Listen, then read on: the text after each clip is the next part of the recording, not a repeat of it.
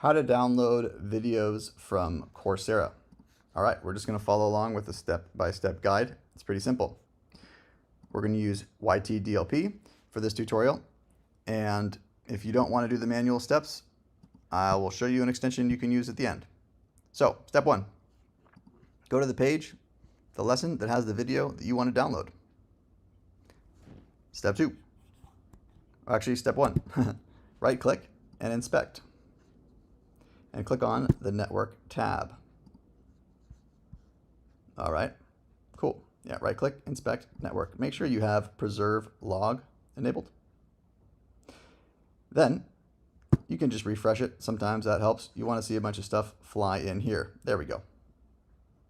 Next, we need to find the MP4 that's in here. The easiest way is to go up to the filter and type in MP4.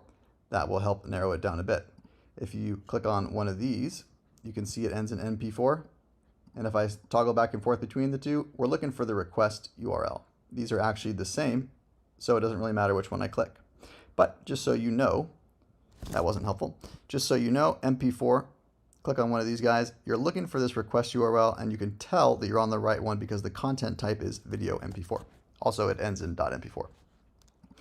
You are going to copy this request URL, and then you're going to open a terminal. Let's go back to our steps. Copy the URL and use yt-dlp. So this is what you're going to type in your terminal. Let's go do it. yt-dlp quotation. Paste the link in and put a quote. And press enter. Now you can see here, there's our video.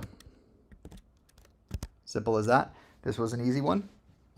And that's all there is to it. Now, if you don't want to do this manually for each of the things, I have created an extension called the Coursera Video Downloader.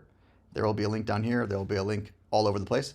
Click it, get the extension, and you can simply click on the extension, and it will allow you to just one-click download from any page that you're on without having to do all that codey nonsense.